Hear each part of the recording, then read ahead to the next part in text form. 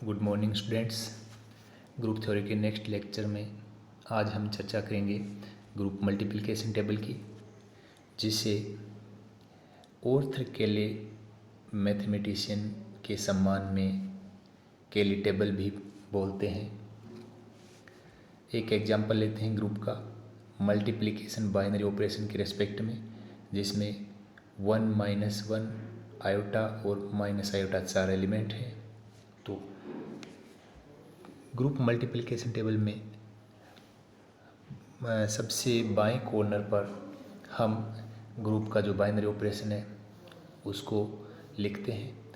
फिर रो और कॉलम में ग्रुप के जो चारों एलिमेंट हैं उनको लिखते हैं। बाइनरी ऑपरेशन मल्टीप्लिकेशन के लिए हम ग्रुप के प्रत्येक एलिमेंट को एक दूसरे से ऑपरेट करवाते हैं। चूँकि 1 हमारा आइडेंटिटी एलिमेंट है, तो आइडेंटिटी एलिमेंट का ग्रुप के प्रत्येक एलिमेंट से जब ऑपरेट करवाते हैं तो एलिमेंट हमें सेम प्राप्त होता है। इसलिए जो एक के जो आइडेंटिटी एलिमेंट है उसके सामने वाले रो में भी सेम एलिमेंट आएंगे और कॉलम में भी सेम एलिमेंट आएंगे। तो पहले रो और पहले कॉलम में हमारे सेम एलिमेंट हो गए। इसके बाद हमने जो बाकी एलिमेंट्स हैं उनको ऑपरेट एक दूसरे से करवाए तो हमें इस प्रकार से एक टेबल प्राप्त होती है, और इस ग्रुप मल्टीप्लिकेशन टेबल को ही हम केली टेबल बोलते हैं। ये हमारे जो जिनमें ग्रुप्स में एलिमेंट्स की संख्या कम हो उनके लिए ये काफ़ी यूजफुल है केली टेबल। इससे हम ग्रुप की कुछ प्रॉपर्टी हैं उनके बारे में हम डायरेक्ट बता सकते हैं। जैसे हम ग्रुप की कुछ जो फीचर्स हैं उनके बारे में हम चर्चा करेंगे। सबसे पहले हम देखते हैं कि जो फर्स्ट रो है और फर्स्ट कॉलम है उसके सारे एलिमेंट्स वापस उसी ऑर्डर में रिपीट हो रहे हैं।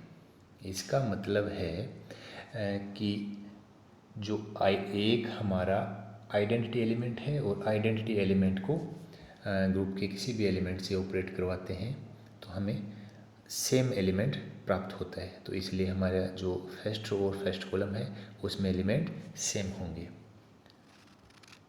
दूसरा, हम अपने जो केली टेबल है इसमें देखते हैं कि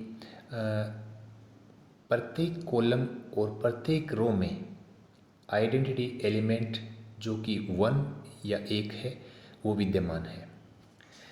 ऐसा इसलिए होता है क्योंकि ग्रुप में प्रत्येक एलिमेंट का इन्वर्स विद्यमान होता है। तो उस एलिमेंट को उसके इन्वर्स से हम ऑपरेट करवाते हैं तो हमें आइडेंटिटी एलिमेंट मिलता है। तो हमें इस तरीके से प्रत्येक रो और कॉलम में आइडेंटिटी एलिमेंट मिलेगा।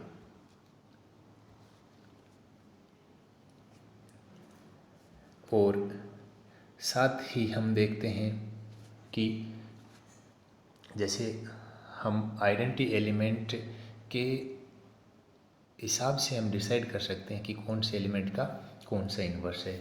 जैसे एग्जांपल के लिए हम देखें, आयोटा को हमने माइनस आयोटा से मल्टीप्लाई करवाया तो हमें आइडेंटिटी एलिमेंट मिल रहा है 1। इसका मतलब आयोटा का इन्वर्स माइनस आयोटा है। सिमिलरली माइनस आयोटा का इन्वर्स आयोटा हो गया। 1 का 1 यानी आइडेंटिटी खुद का इन्वर्स खुद होता है, और -1 का इन्वर्स भी -1 है। इसके बाद हम इसमें देखते हैं कि जो केली टेबल है वो डायगोनल के अबाउट यानी डायगोनल के रिस्पेक्ट में, विकर्ण के रिस्पेक्ट में सिमेट्रिक है।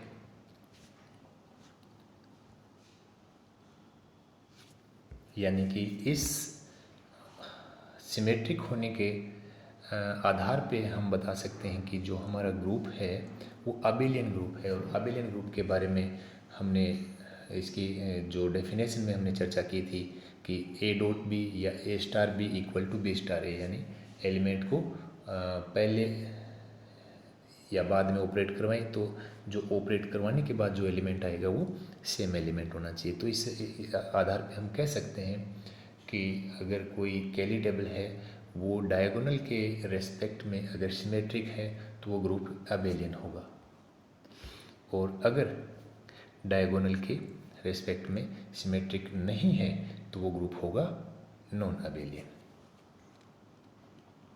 और एक हम लास्ट में एक और चीज़ देखते हैं कि किसी भी रो और कॉलम में कोई भी एलिमेंट एक से अधिक बार नहीं आएगा, यानी रिपीट नहीं होगा। ये ग्रुप की जो एक महत्वपूर्ण प्रॉपर्टी है। आगे जैसे हम एग्जाम्पल या इस पे और ज़्यादा चर्चा करेंगे तो ये चीज़ें हमारे आगे भी बहुत ज़्यादा काम में आएंगी। Thank you.